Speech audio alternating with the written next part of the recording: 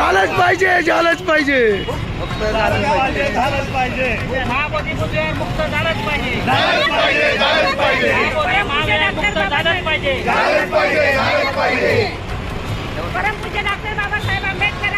मुक्काम पोस्ट मोहोळ तालुका सोलापूर जिल्हा या ठिकाणी आज ही धम्मध्वज यात्रा आलेली आहे.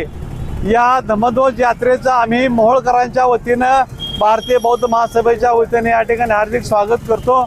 आणि जी प्रमुख मागणी आहे बौद्ध धर्मीयांची, हे आंदोलन जे चालू आहे, हे आंदोलन बुद्ध विहार जे आहे आपलं बुद्धगया येथील, हे ब्राह्मणांच्या ताब्यातून काढून घेऊन बौद्धांच्या ताब्यात द्यावं, यासाठी जी ही धम्मयात्रा चालू झालेली आहे. या जनजागरण यात्रेमध्ये आम्ही आमच्या मोहोळकरांचा पूर्ण पाठिंबा आहे. या आंदोलनामध्ये आम्ही तन मन धनानं सहभागी आहोत आणि इथून पुढच्या आपल्या प्रवासाला आम्ही या ठिकाणी हार्दिक शुभेच्छा देत आहोत.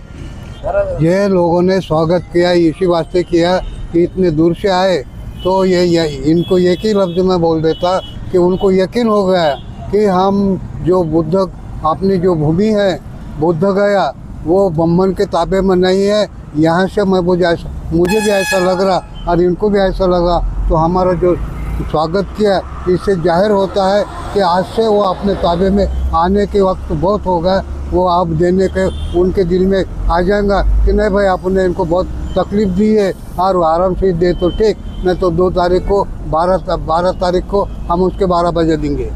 मी राजू अर्जुन साखरे, भारतीय बौद्ध महासभा तालुका अध्यक्ष.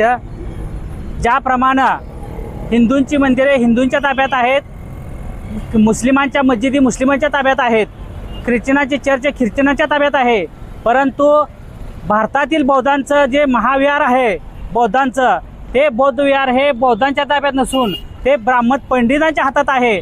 तर ते बुद्ध विहार हे बौद्ध समाजाच्या बौद्ध भंतेजींच्या ताब्यात द्यायला पाहिजे.